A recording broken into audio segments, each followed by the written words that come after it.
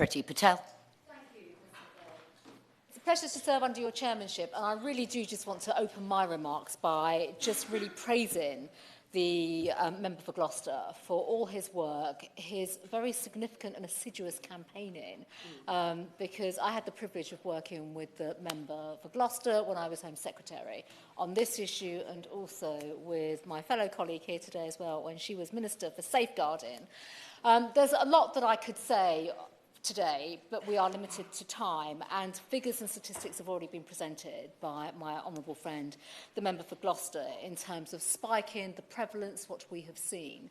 And although we know for a fact that since 2021, in fact, when we started to see the first cases of spiking materialise, particularly in parts of the country such as Nottingham, with the student population and young ladies in particular who were being targeted, the evidence base around spiking with needles still is underdeveloped, and there is a lot more work that is required on that.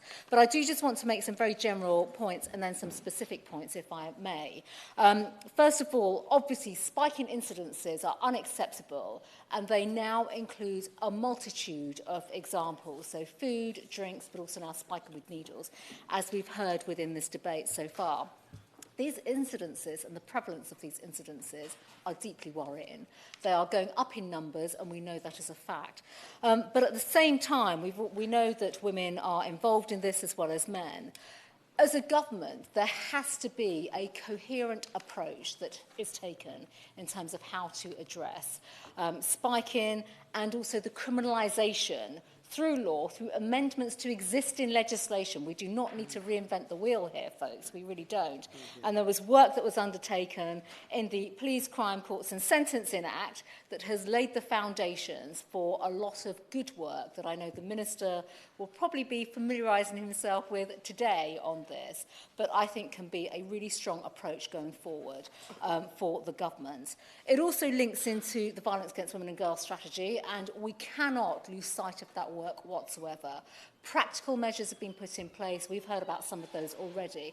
But this now leads to the policy intent and what this means now in terms of the full force of the law, because we absolutely need to make sure that the courage and the determination of the victims that have given voice to this issue and the campaigning organisations and groups that are represented here today are absolutely heard, and that comes into force in law as well. I do just want to touch on, in the very little time left that I have, to speak about but end-to-end the criminal justice system here as well. A lot of work has been undertaken around the rape review, for example, but also making sure that the criminal justice system actually delivers what it says on the tin.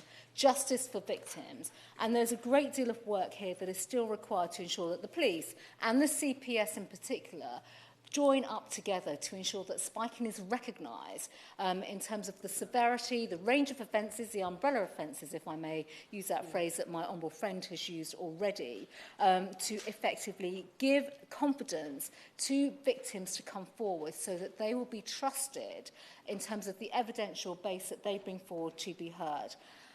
Ms McVeigh, as I just close, because I'm very conscious of time right now, offenders and perpetrators. Offenders must be caught and brought to book, while at the same time we've already heard today as well, we've got to give victims the confidence and the assurance that when they come forward they will be treated with respect and with all seriousness. But also we've got to go after the perpetrators here, we really must, and ensure that much more work is undertaken to deal with perpetrator behaviour. Thank you.